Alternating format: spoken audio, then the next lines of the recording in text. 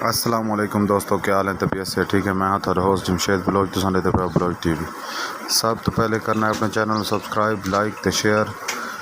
आज थारी कणखीना है प्योर नेड़ी रावी फुल तैयार झोटियाँ।